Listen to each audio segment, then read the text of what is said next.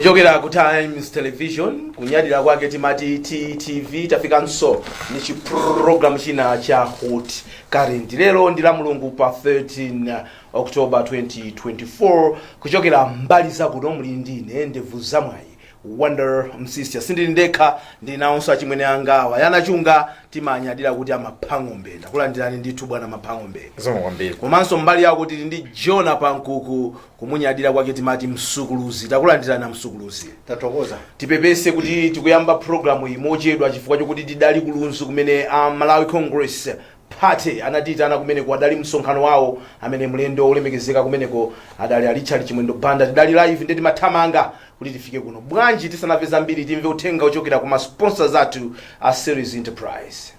Series Enterprise, we offer competitive prices and exclusive deals, making your tech dreams more affordable than ever. Smartphones, Samsung A14 4GB RAM with 128GB storage, Redmi Note 12, 6GB RAM with 128GB storage, phone accessories, AirPods PRO, original Samsung single part Type-C charger, 3-pin Samsung charger, Apple iPhone original chargers, lighting and Type-C chargers, smartwatch, laptops, Lenovo i5, 8GB RAM, 512 SSD, and assorted stationery. In Lilongwe, we are in South Park Building, Area 3. In Zomba, we are in Selly's Building, next to Steers. Terms and conditions apply. Series Enterprise, suppliers of electronics and stationery in Malawi.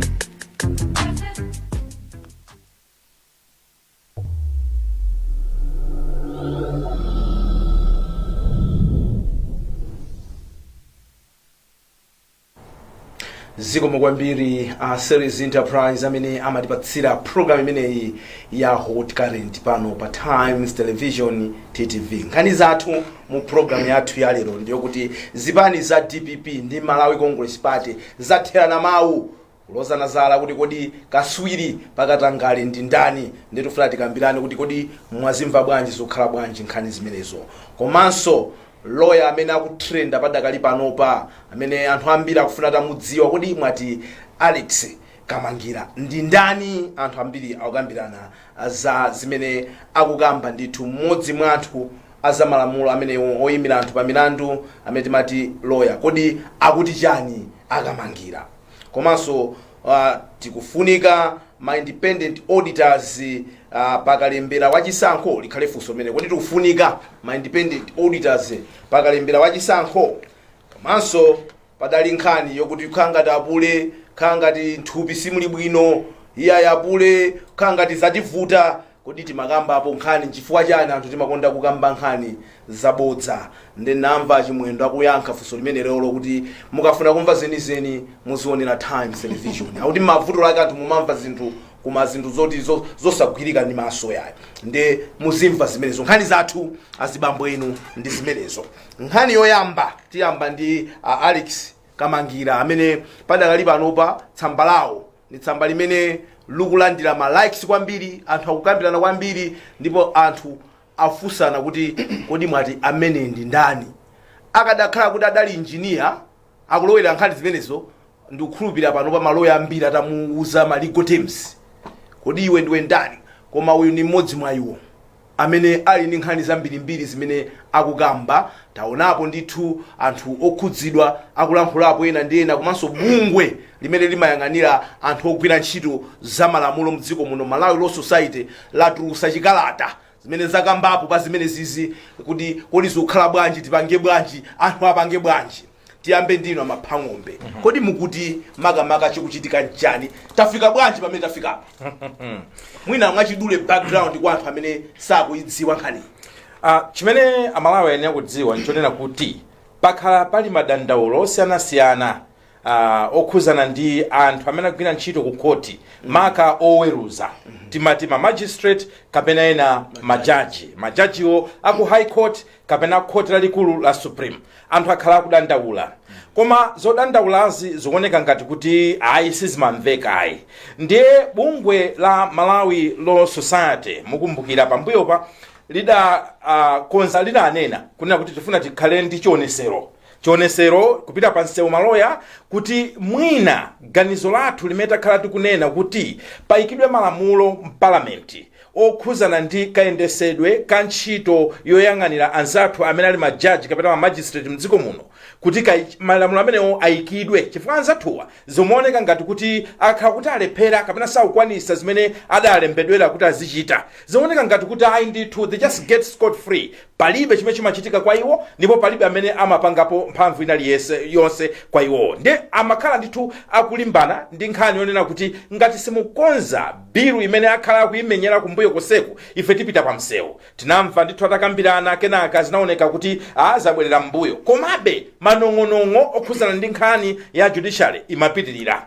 Koma mwina chifukwa cha mantha kunena kuti kuli zizungu zoti contempt of court ndilibe lawyer ndi zina zoterozo, amalawi akhala kumabweza moto kuyikapo ndemanga pa nkhani za majaji. Koma sopano uyu lawyer Kamangira Alexius anangoitulusa pa samba la mchezo la Facebook page yake. Ndikuyamba ndithu ndamene tikumuonayo wandevu ngati zangazi akuyamba ndithu kungoponya pamene paja nkumatchula mayina andifanya kuti ifeyo tikutchula zimene analemba sikuti ndi mlandu ya it's not contempt of court. Amakamba za ajaji Ken Manda komanso mmene mujatchulamo maloya angapo kuti jaji uyu ali ndi zovuta zakuti ndiye poyamba zimaoneka ngati it was a one time thing kuti amina wangoponya kenaka kuona kuti akungoponya kuyikapo maumboni yake maganizo ake pa nkhani imene ija mpaka na tinaona kuti kumbali ya jaji anakatenga lawyer nawonso ndi kupempha court kuti iyayi amene yutu akapitiriza zimenezo actually kunali kalata yomuopseza timatene ngati kuti yomulesa no, before actually injunction poyamba nanena kuti aupanga amusumira 250 million kuti apereke ngati defamation kenaka upesa sonena kuti iye uja nkuyankha kunena kuti inuyo kasumeni ndikupitiriza kumayankhula ndiyeso pano kupita ku court kuja nkapeza injunction yomulesa kunena kuti asayankhuleso zokhuza nda judge Amanda. Nafusa lawyer wina ndisanabwere pano amanena kuti injunction imene ija siyolesa ifa times kuchita comment ayi ndiyolesa Akamangira kuti asalembeso zokhuzana ndi Amanda ngati gagging order on him and not everybody else. So panopo zikuoneka kunena kuti bungwe la Malawi Law Society imene mwaichula yolimira anthu ogwira ntchito za malamulo mdziko lino alemba kalata. Ndipo mukalata yawo imene asayinira chairman ampaka komanso achiwiri wawo Atusume Waungulu akambamo zinthu zosiyana ngati mungatilole nthaungopita mwansanga zofunikira kuti tikhale ndi good background. Zinthu zimene akambamo mkalatamo chimodzi mwa icho ndiye kunena ndithu kunena kuti mwinatu tinakakhala kuti inuyo anzathu aku legislation that is ku parliament komanso inu aboma ku executive nkhani chatimanena ya birich mwina unakhala kuti zinthu zijatu tinazikonza ndikuzipanga prioritize mwina apa sitinakafika. In other words akuapempha ndithu anzathuwa aku parliament and executive, please can you prioritize this? Akambamponso zokhuzana ndi nkhani kunena kuti iwo akuti anawalembera confidentially mwachisinsi anzathu a Judicial Service Commission kalata yokhuzana ndi kudandaula kwa wena amene sana wachule okhuzana ndi kagwidwe ntchito ka ajaji ake omwewa Abanda akuti analembera mu April ndipo wamkulu wa majaji a Chief Justice Mzikamanda anachita respond mwezi wa May kuti kalata iyi yayilandira koma zikuoneka kuti mpaka lero sizikumziwika kuti anapangapo chiyani. Ndiye nawonso amafuna kusamba mmanja kuti ifeyo koma pankhani ya jajiyo ifenso kumkwathuku tayesesa tidalembapo kalata kutengera ndi madandaulo amene timawalandira. Akambamonso mmenemo kunena kuti palibe legal framework kapena ndondomeko ya malamulo yoyendesera mmene a Judicial Service Commission ayenera kuyendesera ntchito. Zikuoneka kuti pamenepo palibe a proper framework ndipo ayikambamonso mukalata imeneyi. Akambamponso ndithu mukalata imeneyi kuti anthu they are entitled to holding to account anthu amene agwira ntchito ku court ngati majaji momwe tichitira ndi nthambi zinazo zaboma akuti ndithu people are entitled palibe amene angamakhale kuti is not accountable to anyone above the law. Anenaso ndithu kuti ndipo apempha kunena kuti iwo mukuona kwawo akuti the court may consider kuti mwina mlandu umene ulipo onena kuti osumirana wa 250 million mwina anakawedzeka kaye kuti aone izi nkhani zimene zinadandaulidwa zija zinakaperekedwa ku judicial commission kuti aone kuti kodi zayenda bwanji, then at that moment they would be in a better position to say kuti kodi zimene amanena akamangira ndizoona kapena ayi. So mwachidule ndithaungonena kuti iwowa ndithu amaonesesa kuti asatenge mbali, but at the same time sanabwere in the open kumpanga condemn lawyer aoneka kuti akamangirawo nkhani ya Law Society ayizungulira ndithu kuti ndiyankhule motero. izikuoneka kuti palibe dongosolo lenileni lokuti anzathu ogwira ntchito mabwalo a milandu tingapange bwanji hold accountable, because Judicial Service Commission iyo sikumveseseka kuti ntchito zake imagwira bwanji. N'chifukwa chake muthakuona kuti tikumazabwererano ku malamulo akulu a dziko. We going back to the constitution of the republic nkunena kuti yes pamene mwina anthu tikufunsa apa pa malamulo a dziko akulola kuti anthu ali ndi ufulu ofunsa, chifukwa choti ndekuti momwe tinkachita frame Judicial Service Commission mphamvu imene tinkazipasa sitinaunikire zinthu ngati zimenezi. Anena a Law Society mkalatayi akuti chinali chiyembekezo chawo kunati constitution malamulo a dziko titapanga mbali imene iyi yokhuzana ndi Judicial Service Commission imayeneranso kuti payikidwe malamulo ena andondomeko yoti izigwira ntchito bwanji, koma akuti up to now sizimadziwika bwino. Ndinene monena kuti alipo anthu ena amene sakudziwa kuti Judicial Service Commission muli ndani. Bunge limeneli limasogoleredwa ndi Chief Justice amene ali mzikamanda. Ndemuliso a Supreme Court Judge akapanda ali mmene. Ndemuli Chairman of the Civil Service Commission Mr. Arthur Chibwana. Ndemuli Chief Resident Magistrate awanda Austin Banda. Muliso Pempo Likongwe ndamene ali mmene. Unfortunately mukuyankhula ndi maloya ena amene tinachita konzati pankhani amanena kuti akuti ankhata analembapo kalata ku Chancellor College a whole paper a study yokhuza ndi Judicial Service Commission mmene munali mafunso onena kuti kodi ndi ndani amadziwa zonena kuti kodi commission inakumana liti, kodi nkhani yochita recommend kuti munthu afuna akhale judge mmayendesa protocol motani, akuti zinthu zake zimakhala ngati zanseli ngati zobisa, kodi munthu akhala kuti chaka chatha mmanena kuti mwina amene amene anasumiridwa kapena anthu amene anabwera ni milandu ma complaints ndi ndani, milandu yawo mwathana nayo bwanji, amene achosedwa ndi ndani, kapena ngati pale ma disciplinary measures ena mwapanga zotani. Zikuoneka ngati kuti zonsezi somehow nzachisinsi. Even the Malawi Law Society akuoneka kuti maloya kumeneko they are not very happy ndi bunge limene la Judicial Service Commission. Tinene mosapyatira chabwino apa nkuku zikuoneka ngati mwachisinsi chonchi ku judiciary ku chimodzimodzi mwina meso timadandaulira kwa anzathu awa a defense force kuti akangoyamba kukamba za national security abwana timakhala kuti tulephera kuti tifunsane mafunso, kodi tizigwira bwanji ntchito yofunsana kuti kodi apa zikukhala bwanji ngati tilibe ma guiding rules, ngati tilibe malamulo amene azichita guide kuti wakuti aziyankha zakuti tiupanga bwanji apa kodi akamangirawa alipo okha, kodi ndi okhawa amene akuona zolakwika bwanji. So far sitinaone anthu akunena I stand with akamangira, anthu aopa chifukwa choti kumene kukukhuza kukumenyera kahamala, chifukwa bwana akamenya kahamala my road pa 20 years abana amakhanga tausewera anthu akuopa kahamala ka my road nene chonse mwina koyamba kweni mosa khala mwathunthu ndi kugwirizana kunena kuti akamangira akulozawa enzonadi kapena izi sizoona, koma no chinthu chimodzi chimene ndikuchionano nchonena kuti this country ikufunika be anthu ena akebengana akamangira moti mpando wawo tiupeza akamangira akwenera azikhala muno akamangira. Ndikunenera nchonena kuti unamba in your introduction kunena kuti ku judiciary, when it comes to judiciary mukamba za MDF kumakhanga kuti don't even dare untouchables ndipo musairekeze. Now over the years tambano ngopaka discover kuti zina zimene amanenera kuti musakambe national security kapena musakambe contempt of court kumakhala kuti behind kwinako kuli nyasi zimene zikuchitika ndiye akumapa mafunso akangwana nyamata hoita inu komatu inu muzisamalitsa inu muyenda on thin ice ndi chizungu chimene adatiuza ati ana inu ndimakuona yes. You're walking on very thin ice akuziwa adanena zimene tikadandaule kuti Judicial Service Commission badali zikadandaula tiye chilungamo atati today pakhale public inquiry ndaona statement yomaliza ya Malawi Law Society ngati muli ndi ma complaints ma concerns lawyer wina kapena judge wina mutiuze how many people would go there and complain about particular judges mukapeza kuti kukakhala chindandanda cha majaji ena onena kuti akudi hawa kuti amapanga zinthu zawo mwantundu wanji ndibwerezenso sikuti ndi onse amene ali ma bad apples kumene kuti ayi nditu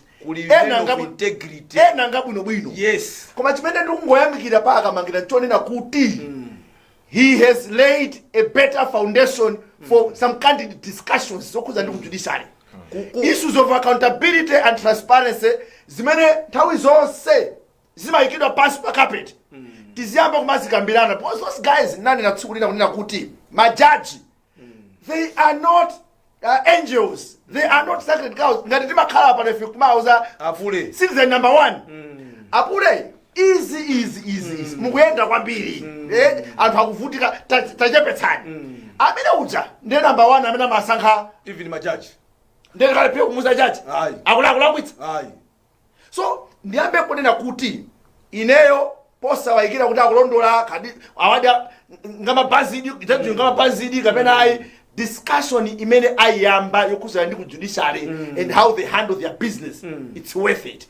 tiyathandize bwanji akamangira amaphang'ombe chifukwa nthawi zambiri zimene zimachitika munthu umakhala wekha nkhondo yomenya wekha bwana ukulimbana ndi anthu koko ndiyovuta akamangira afunika support chifukwa akuluakulu adanena kuti pati pali minga mutati muone zimene mmene ivi nakulimbira mtima amene wawa kuti ndikukakusumira kuti kasumeni please ndekuti chilipo chimene akudziwa chimene titathandiza bwino ngati dziko akuyenera kuti amve kukuwa kwa akamangira ndi ndani and what should we do to make sure kuti we get to the bottom of this yes nkutheka enaso kuti bwina angotchulidwa sanapange tizisefano titadziwa zona zokhazoka but as of now how should we help this lone fighter? ndimafuna kuyankhula mosapyatira maonena kuti ifeyo chidwi chathu is not about kuti ata akamangira kapena kuti atchula amanda kayatchula lawyer wina ndani koma nkhani ndionena kuti pali systematic failure pali muli kulephera pa ndondomeko yakayendesedwe kamalamulo mdziko muno maka kopereka chilungamo maka uku ku judiciary imene we can no longer ignore ndipo akamangira ndi macheso amene abwera at a time whether he's going to burn his fingers or not koma I don't think kunena kuti moto umene wayaka apapa kuti uzimisidwa anyhow ndipo tipemphe anzathu aku judiciary kuti musaone ngati akamangirawo ali okha kumbuyo kwawoku kuli anthu ochuluka ma client maloya anzanu wina mandiuza kuti even forum ine ya maloya kumaona kuti anthu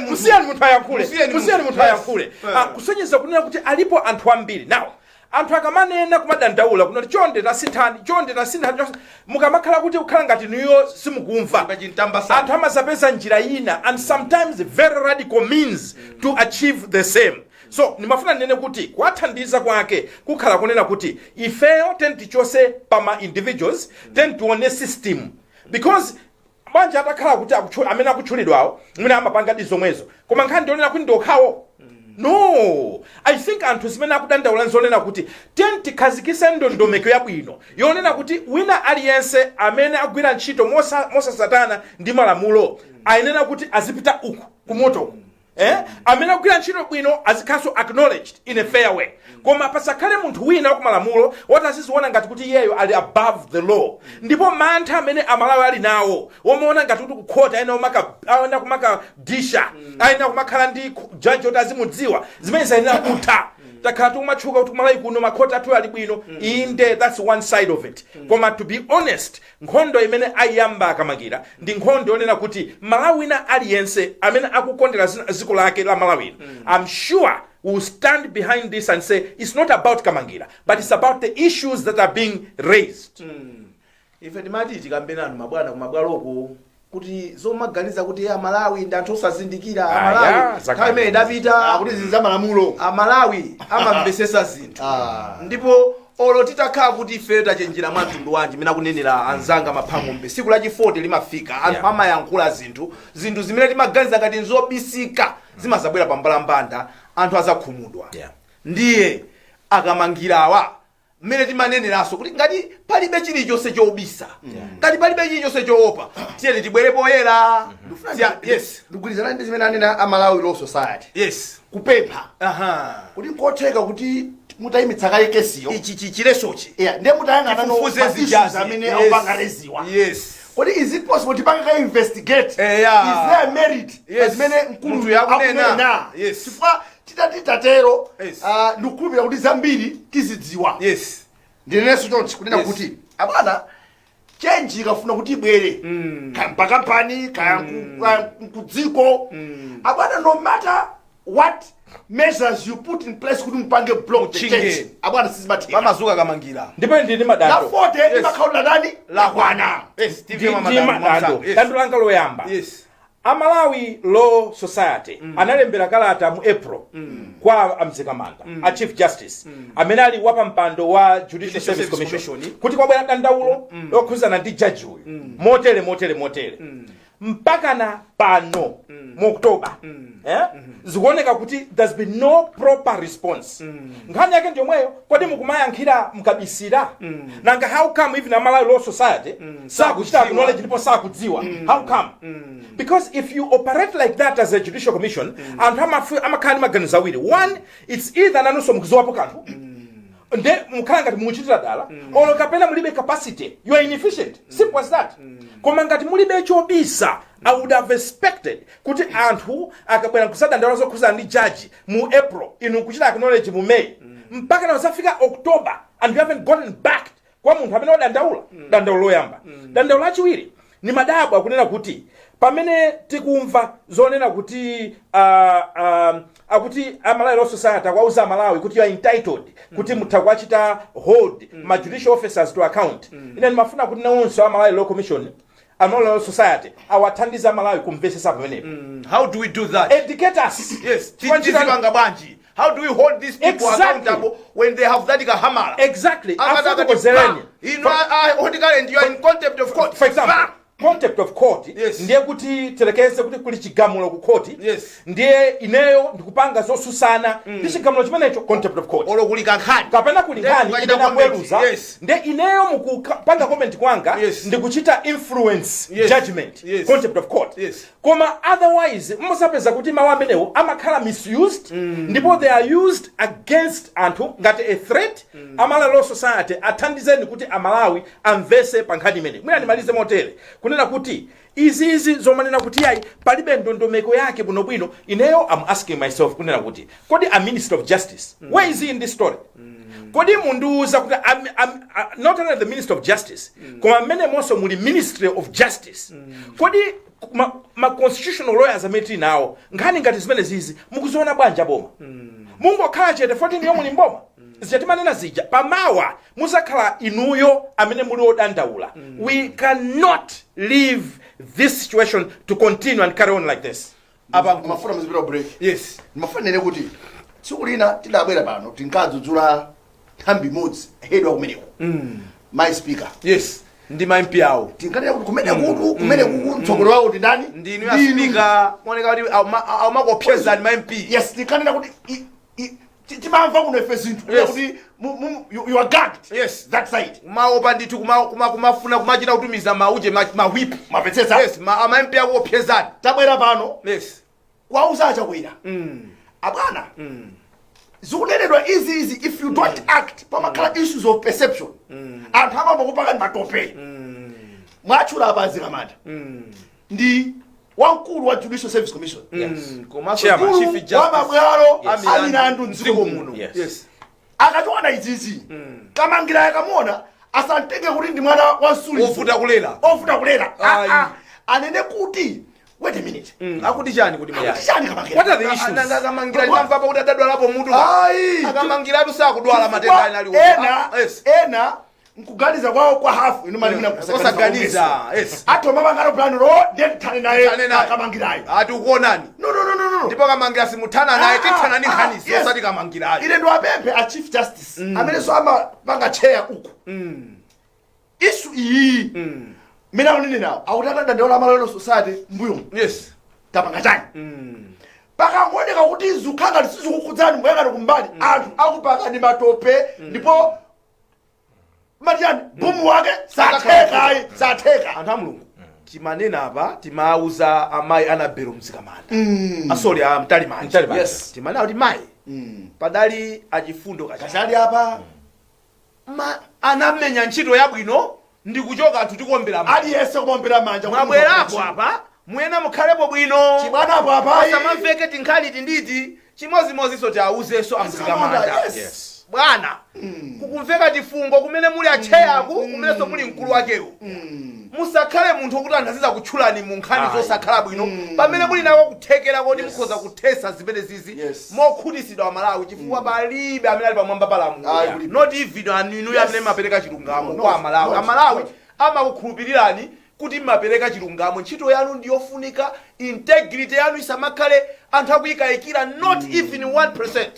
kuti tithandize simatheka lawyer kuchita kumaita kusankha ndikampeza wa judge wakuti past 1 mamawa what judge akapita kwa judge wakuti it's obvious ka injunction akatenga positive or ka injunction katengedwa. You know what has happened? Chifukwa cha ntchito umenewo maloya onena kuti mwina ndogwira ntchito mozipereka mwa chilungamo they are frustrated in the industry.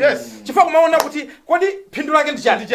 Ndiwerenge mafailo mabuku makesi kupa ndikulemba uku kesi agamula kale chifukwa chanena kuti mwina lawyer wambali nayo wapita kale kwa judge akudziwana. Ndi komanso mukwaphera ufulu Amalawi amene akamapita ku court amakhala ndi chikhulupiriro kuti mlandu wangu chilungamo chikachitika. There will be no justice. What's the point of having the courts? Ndikumanena kuti a justice in this country ngati inuye mukapanga deny Amalawi through corruption of the very courts that are supposed to protect Malawians. Bwana Mzikamanda nkhani ndi ayikulu. Tuyang'ana mwachidwi mmene zikhalire kumene koko. Akamangira simulinoka yayi tili nanu. Muti mpando tikupezerana apa tizakambe tungodikira ziwiri zitatu zithekaye kuti tisakhale tikupalamula mlandu pofuna kukonza zinthu chifukwa pamene ponso tizinena mumveka bwino pamene tifuna kukonza zinthu tisalakwiseso zinthu tupita ku break ya Ceres Enterprise tikachoka kumene koko MCP ndi DPP akukangana kuti kodi kaswiri wa ziphuphu ndikatangale ndi ndani inuyo ndi ma judges osati awawa koma inoonerano ndi ma judges ake khala ndipompo. Ceres Enterprise, we offer competitive prices and exclusive deals, making your tech dreams more affordable than ever. Smartphones, Samsung A14 4GB RAM with 128GB storage, Redmi Note 12, 6GB RAM with 128GB storage, phone accessories, AirPods PRO, original Samsung single part Type-C charger, 3-pin Samsung charger, Apple iPhone original chargers, lighting and Type-C chargers, smartwatch, laptops, Lenovo i5, 8GB RAM, 512 SSD, and assorted stationery. In Lilongwe, we are in South Park Building, Area 3. In Zomba, we are in Celis Building, next to Steers. Terms and conditions apply. Celis Enterprise, suppliers of electronics and stationery in Malawi.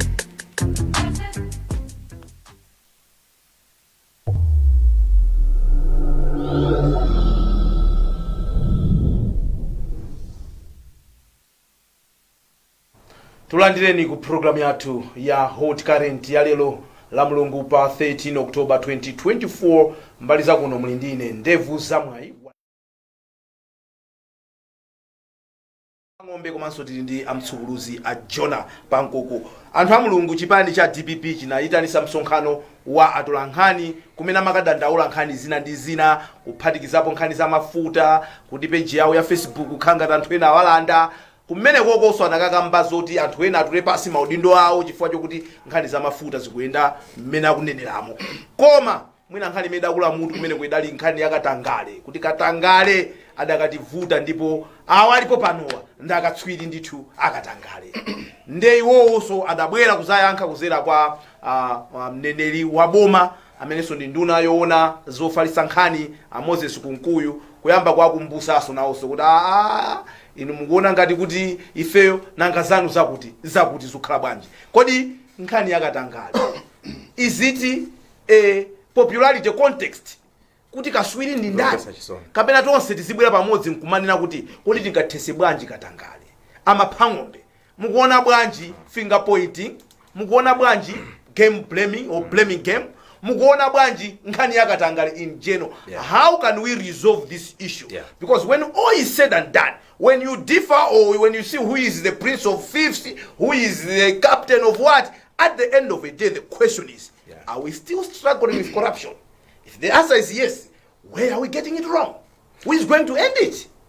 Achewa manena kuti atanyani saseka zikundu. Ndiye mukundiuza ndithu kuti anthu asogoleratu kukhala nkumapikisana kuti iya wakuba kwambiri koma ndiwe. By saying kunena kuti wakuba kwambiri ndiwe, iweyo you are accepting kuti nawenso ndi wakuba. Na muunena zimenezo pama waile sakanema amalawi akuonani masana sana. Andi nkumatitenga ifeyo ngati ndani amalawi ife. Zisiru chani? Are you telling me kunata amalawi panopo samadziwa kuti during DPP kunali katangale? Are you telling me kuti mpaka pana amalawi samadziwa kuti mboma ililiraso pano kuti kuli katangale? We know that. We don't need you to lecture us. Kuti mzikhala ngati niyonde madolo angelo kuti mzitipanga lecture za corruption. Corruption ilibe ma levels. Ifeyo ndrama zimene mukutiberazo ndi zathu, nza misengo yathu ndi za Malawi. Ndipo timadana nazo. If litakhala ntambala. If litakhala kuti ndi wantambala kamunaba chaka chatha kamukuba pano, ifeyo tikuona nizochisa manyazi. And to honestly come that from kumachokera zimenezo kwa asogoleri amene ifeyo timawadalira whether ku opposition kapena in government. Kwa ine nkunena kuti ndizopasa nkhawa ngati dziko kuti are these the leaders that we want kuti azitisogolera dziko li zochititsa manyazi kwambiri. Palibe mpikisano pa nkhani yakatangale. Wakuba ndi wakuba. Kaya kuti wakuba ochena, kaya wina ndi wakuba wakumpingo, wakuba uremeni wakuba, ndipo ife ngati dziko tiyentikane anthu akuba. Ansukulusi palitu mpikisano to apa. Unayamba bwino pa press conference ya ADPP imene anatsogolera ISG hawo apita mukito amayitchula kuti unmasking corruption ya MCP government. Nkhani imene kula mutu kwambiri kuti ino akunkuya yankhi where the demands by the DPP officials kunena kuti pakumveka nkhani ya mafuta tukupempha kuti awa mwapangeke suspend to pave way for investigations. Ndakunkuyu pona yake zimene ijana kuti anthu akutere mukuti chani ndimene amazanena kuti munatipe akati pa press conference imene muona kuti anthu amene ankatsogolera kuba ndalama za kugwiritsa ntchito tipini ya Mutharika ali pamene pacha kumachula ndo zimene zimachitikanso nthawi ya DPP. Ineyo ndinene kuti I'm very embarrassed. I'm very embarrassed because what it means here, even akunkuyu my brother, the response mina ndakangana kuti issue iyi akunena kuti chani. Issue akunena ndi yokhawa kapena kuti itokhala kuti it's genuine kuti anthu akunena kuti pali issue yonena kuti boma lipanga address. Okay, koma kuti munena kuti nanga inanunso popeza zikukhala ngati munena kuti it's okay popeza nanunso mukatani munkapanga zimene zichi. Pamakhala nthawi imene ena ali mboma ena ali kunja mmene zinalili nthawi ya DPP achakwera ndi timu yawo ali leader of opposition amaithambitsa kwambiri DPP jeri mboma ukumbukira ankanena kuti ati prince of fifths kwanena Mutharika koma that time ndiye kuti DPP ndimene ali mboma imene kuti dzimene kamayankho ya inalilo ka DPP yo. So panopa DPP jeri mujani kunja misonkho ili ndi MCP it's no brainer kuti nthawi DPP imene newe kuti akutayi corruption. No, stories are there. Okay, koma no kuti awawa adzileraso ndaluso munkaba magayi takusankhani inu yono kuti mukozi zimene DPP jeri imaponya azibambo muziwa chimene chimavutira nkhani izi.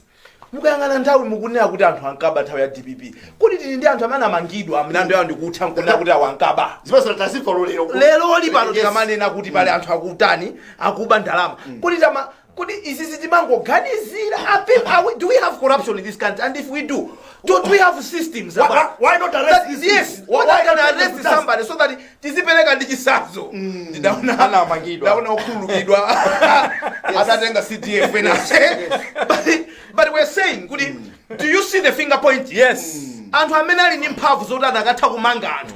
Amene akutadaba ndalama. Up to now, we haven't seen logical conclusion. Yes. Wanda, mwina nkhani zomwe zikukhuza naso ndi nkhani yapamba icha. Yakamangira akudandaula kamangira. Exactly. Hadi ma judgment mpaka na because court yathu inakakhala kuti ili very affirmative. Kutithana kwambiri with great experience nkhani zokhuzana ndi katangale. Mwina sibwezi tikuona izizi yayi. Koma through the law, people have been able to go around kutawa nkhani ndithu zakatangale. Anthu akumatawa kuzira malamulo omwewo. So we have corruption in this country. Are not just perceived corruption. Yeah, iliko. Is it perceived corruption? No, we have or there is corruption? How come we are not bringing the justice to book? There's one thing about politicians, whether we want it or not. Iwe ndiwanda yonali modzi kuluzu mpaka mafusa anapenda so akunziwa kuti munthu anatenga kuti manja kutchula munthu zina kuti anatenga nyumba kuti ya polisi. You guys are in government. Yes. What are you doing about it? You understand? So chimene chimachitika ndi anthu andale olo nthawi munyeza ndamthaka was that Brian akati kuti kodi mukamati corruption ya DPP. Where is it? Yes, anafusadi. You understand? Yes. All he's trying to do to you is kuti palibe amene anamangidwa hapo. You understand? Yes. We don't get problem with the part case you have to mapeto now they have been proven guilty. So the amount of allegations. Yes, but like the just truth, perceive. The truth remains kuti. One does make nanena kuti. If we are going to have leaders that are committed to fighting corruption in this country, they will not have some silly excuses. They will not, abana. They will come whether MCP or DPP, my guy is in Zopoira, Tienu. Because what you are seeing now, Akuba, aunena kuti, ali katswiri kwambiri, pakuba poti ndani.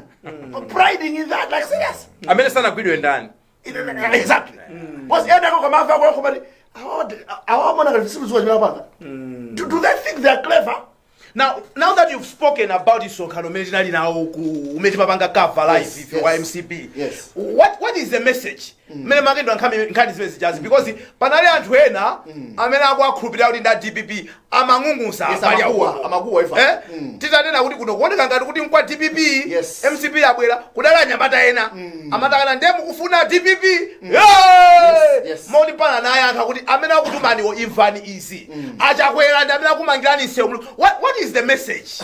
Tina kali bankhani mele ya corruption bwana fresh from that achunga sindafusa kwambiri iru ndine ndali kumene kuti mukuzimva bwanji ileyo chimwe analichati ndoganda tojejera kwambiri anapoza nkhanda kunkulu. Yes. If you noted. Yes. Amazalena kuti farmers have kwadi DPP kapanga sautere ngati okay amene akuti boma lomwe. Yes. Ndi anthu amene sakakondwera ndi nthawi imene DPP imaba mdziko muno.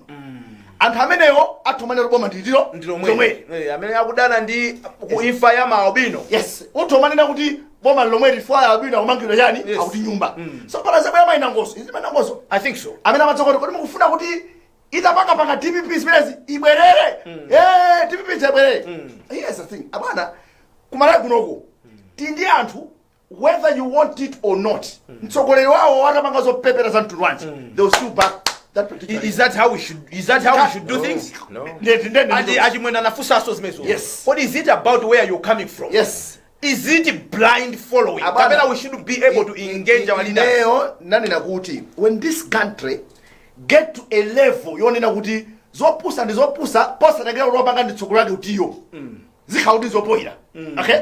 Anazana kwaji mwetu point mete kunena kuti abana ngati muthalika anapanga china worth it ana machula za pingu amayambira za pingu ivina MCP okay then nafusa kuti chifanyo kuti mina pingu adadisiya mfanye munena chocho sifuna kupereka thamu kwa apita muthalika koma wande teteleni chonse pali zina zimene president chakwera akupanga za positive tikamagwirizana tetuvumezana chintwere kuchisekerera tetombreni mati tetalimbikitsatu pali zopoira tizineneso zopoirazo iwe ngatola MCP zopoirazo kapa kana chakwera tizivomereze zilizopoira we can do better. What DPP wasema ngoti bwana atati. Ngati pana zina zopoira tinene kuti apapa you guys goofed.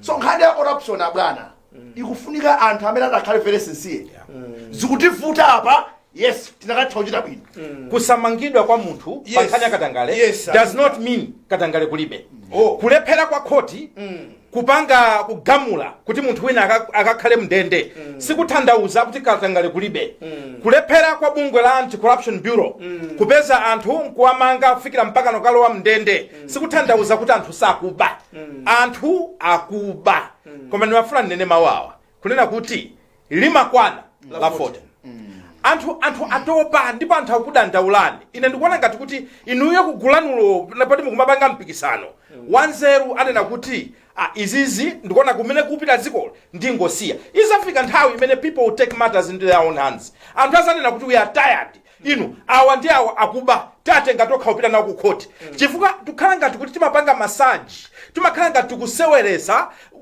komatu anthu akumva kuwawa now akusogolowa samamva kuwawa foti iwo akudya monona komanso they are beneficiaries of these corrupt systems koma munthu wakumudzi akumva kuwawa chifukwa chakatangale amene akuchitika mdziko muno. Yes, mwamsanga. Disclaimer. Yes. Serebe Jangai, ndubeka disclaimer. It's not inciting violence in any way.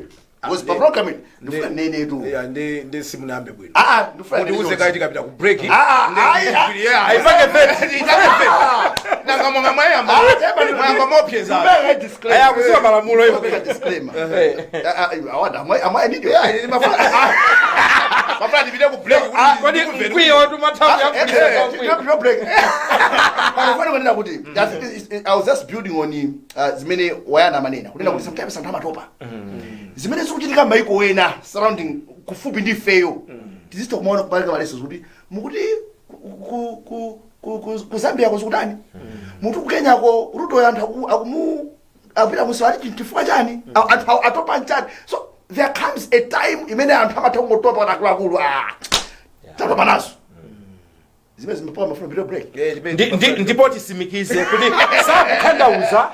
sakuthandauza kuti iya itipite violence koma it's a warning shot kwasogoleri kuti chonde you can't take people for granted. Exactly. Pamene anthu ena akupanga zinthu zawo anzeru amaphunzirapo. Yes. But I think tipange avoid izi ndi Yes. chifukwa chokuti anthu amatopa. Akuti nzako akagwa kodutsa umalambalala mbali. Exactly.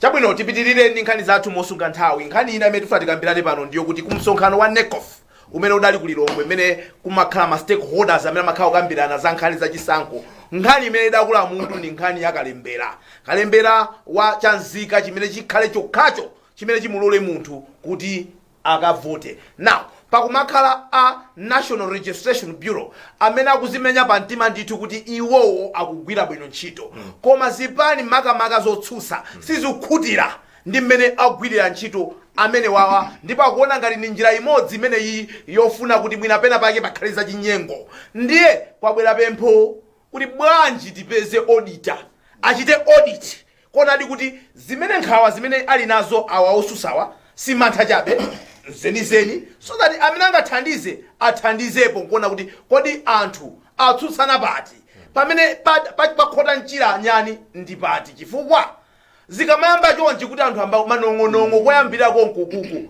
manong'onong'o amene atha kupita mpaka na 2025 Yes.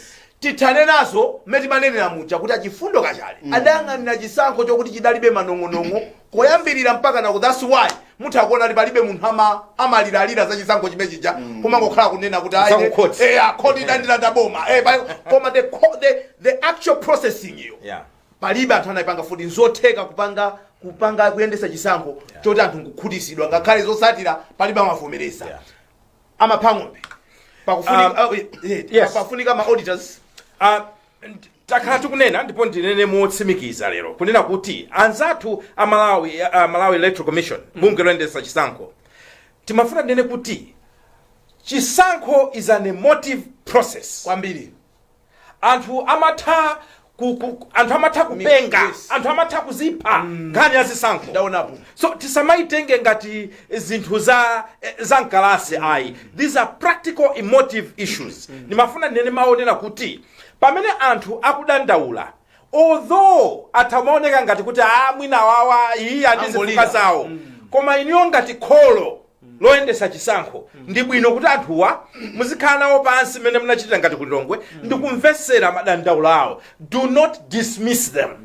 Chifukwa tikamanena nkhani yokhuzana ndi rigging si nkhani yowerengera mavoti. Rigging imakhala process kuyambirira komwe ku registration ukafika kumapeto nkhani yakuwerenga ndi kulengeza. So ndimangofuna kunena kuti ngati pangakhale mpata ochita address ma issues amene ma stakeholders akudandaula, do so. Chifukwa movie woyang'anira umalowa maso. Ndiye itomoneka ngati is a discussion issue imene itokhala kunena kuti izakula siku lina inunso nkumazanena kuti I wish tinakaipanga hando nthawi ija. Nimaona ngati kuti paliso chiganizo chimene mwayenera kupanga ngati bungwe. I'm sure mwina pali mantha omanena kuti koma kumbuyo kumwina kunalibe independent auditor. Do we want to be the first ones? And akapezana ngazolakwika, what would it mean to us? Do not be afraid to set the pace. Nthawi zina mmatha opanga ziganizo chifukwa kuti nyengo zasintha. So musangotengera copy and paste kuti yakachale inatere. Nyengo kumakhala dynamics nyengo zasintha, muthaso opanga ziganizo kuonesesa kuti chisankhocho chiyende bwino. So mafuna kupempha ndi pamenepo. Komanso ino opposition mukamayankhula muzikhaso ndi maumboni anu. Tinali program ina imene tinayitana onse ayina mapezeka zonena kuti mwina akususana pa nkhani ya evidence. Muzikhala ndi umboni ogwirika kwakuti kulizakuti. Even if media tizathandizira pamenepo kuti amalawi adziwe komanso bungwe limene lidziwe chonani. Do we need auditors? I'm so close. I think we do. Pamene unene naponena kuti chitsanzo chakunja koma chogwirizana. Timakhati kumanena panota abwana president. The commission of inquiry ya plain class. Ngati ena ndi mitima yawo iti ipwe kukutira. Chifanya cha kuti mwakhazikisa commission of inquiry abaseni. Independent auditors kuti ndotana ntwa. Safuna angokhala independent adziona kuti zikuenda libino bwino kapenayi. Ngati zimene zizili ziwapangitsa ako opposition kukhulupirira kuti process libino bwino. Why not? Chabwino. Ndimafuna mbalize chonse. Yeah. Antali manja awawa. My old card so far. Komano chisango na 1 week. Ndingwakumbutsa kuti chisango chimathakuliza. Titopita kwinawo. Tiye mpesa pita topikina. Kodi ni mumajenjera kwa. It's a very emotive. It's a mukamba za bendera. Malemu mukamba za bendera malemu. Koma ndema pano ndikabaunka. Muri chisango chimaliza. Okay, mukutatauza jani uri chisango chimaliza. Anthu amathakulira voti yawo. Mazilinga kujoga mugani ya auditors azisango tufulatiro we kukhani ya push ups kutamveka kuti msogoleli wa chipani cha MCP ameso ndi msogoleli wa dziko lino ukhala ngati akuti ali ndi stroke komano sopena kumana ati yakhala ngati zanifuta kwapita iye adaona ngati kuti asalahule kumango aonesa anthu kuti ndili bwino ndi adathamanga ndithu damona mu mzinda wa Blantyre akuchita majowajowa nkuchita ma push ups koma anthu sadakhutirebe akuti yaya mubaya ma Jackson okuti asamamve kuwawa kodi ilipo Jackson yolesa stroke koma on a serious note yes we are building on nkhani ya nesi kugwada kumchinji yes anthu ndikutanthauzira kodi sorry kuchewa amene usenchewa ma beg your pardon kuchewa kodi tikuma anthu ataona a president wakupanga zimene zozo na anthu anamba kufunsana kodi nde inamba bwanji ndedi mafusa aujeni andana wa Richard Chimwendo Banda Richard ya Chimwendo Banda ananena kuti vuto loonera anachula of course munthu amene akumamuonera anthu siti muchula bana bwana, it doesn't deserve our mention because we cannot glorify idiots. But he told them, can you be watching Times? Okay, in reference to say credible media houses, but when all is said and done, kodi nkhani ngati zimene zizi zimati pindula jani kapena nuzi jamani azija kuti Malawi timakonda nkhani zopepera trivia. Why are we doing this, Achunga?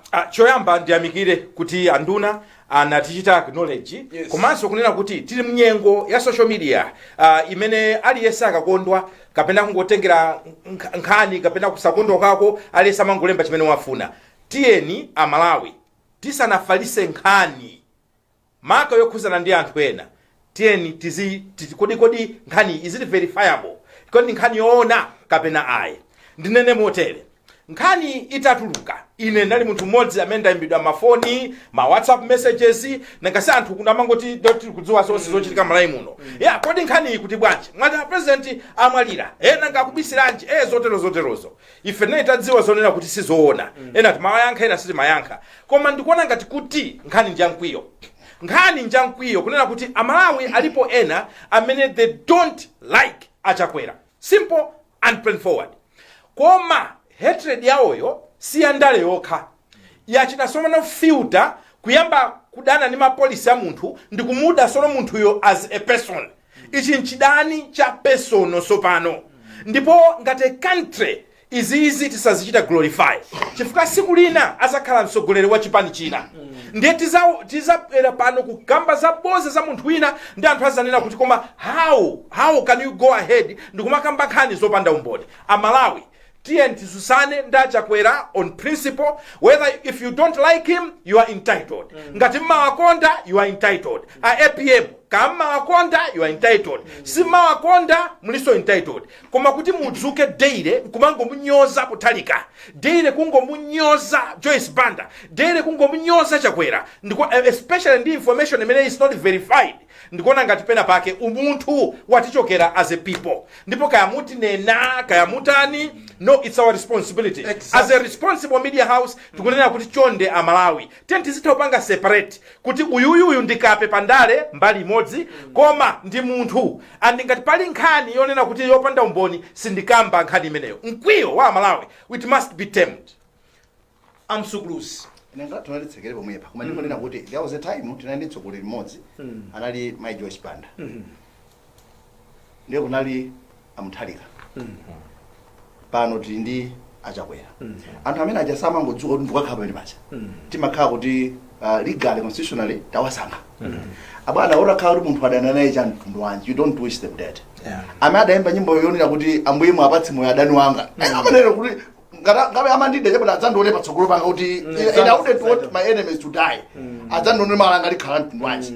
Komano I know kunena kuti ndimaona magilipela kanthu apanga celebrate anapanga komentiso even atimwendo kuti amadziwa kuluso that's why mwana unachitikira kuluso kwa maana kuti titakudana ndi Achakwera trust you me even makompiti Achakwerawo amthali kamera ali papo he wouldn't want Achakwera dead ineyo that's my thinking komano kuti kufika hate lodi chimene amene atangofa no my guy no this time around we have got one president and Achakwera and if ineyo mene ndikukanizira sindingafuna kuti tingoluza mtsogoleri because of false news on social media no guys ndipo ngati simugwafuna Achakwera muli ndi mwayi 2025 akubwera achoseni agweseni ndinene mawawa kunena kuti akandika chisimu kunena kuti kamba kukhazikika because kumbuyoku tinali ndi akamuzu atadwala analipoenda muoneka kuti akusangalala akutani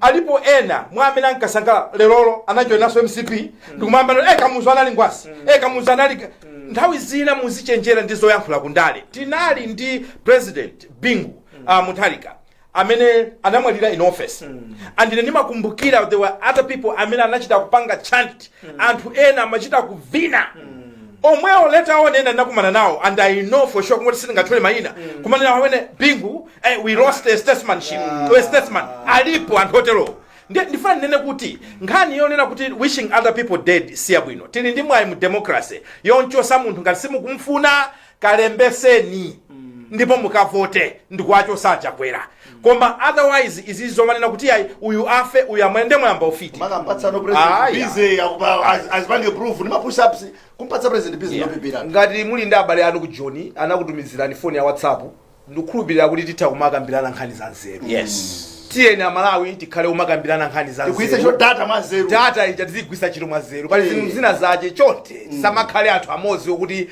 we should be associated ni nkhani zopusa wathandizira amene amatipatsa data banda ya pandalewo wathandiza kuti apange build momentum yawo pandale momanga tizimanga dziko sali propaganda ifani kamanena kuti timabwera pano sitinyengera sitipepesa sitimangoyankhula za mazira no that's why mutha kuona kuti pali nkhani zambiri zimene zimachika mdziko muno koma timayesesa kuti zokhazo zimene tazifufuza bwino zapya zimene timazibweresa ku komanso pali ma social media influencers Yes. amene amaduduluka chifukwa chofuna Numbers. manumbers Yes, ma ndiye likes. kumangonena kumangoyankhula china chilichonse siku lina majajaja mukutikuwanenayo akazakunjatani akazamenya kahamala pa musazaone ngati wina watuma izimakhala ni ma consequences inuyo muli ndi influence muli ndi mwayi yothandiza Malawi kuti tiye tikhale responsible citizens in this country. Comment yomaliza wina mpakana atamva zonena kuti achakwera chali kuno bwino ali moyo ka video katuluka sana anonika kuti sana khutire akuti abola wamva tifuna atamwalira and I'm thinking to myself and I'm saying kunena kuti kodi inuyo olombale wanu olo munthu wina atakamba zimenezo za inu muganiza motani. Let's rise above politics. Amenepo ndi pa mtsiriziro pa programu yathu ya lero ya Hot Current. Tithokoze ndithu amaphang'ombe awayana chunga komanso amsukuluzi a Jona Pankuku tipepese kuti tadyako pang'ono nthawi ya news ya David Gadama avala suti ya black kuti atiwerengere nkhani. Tidayamba mochedwaso chifukwa choti tidali ku msonkhano wa chipani cha MCP amene adati tadakulunzu ife timagwira ntchito ndi zipani zonse amalipira ndalama. Palibe amabwera uzapanga zaulere nde ntchito yathu ngati Times bwerani musatiope. Pamenepo ndi pa mtsiriziro pa programu yathu ya lero. Mwakoma nonse and goodbye.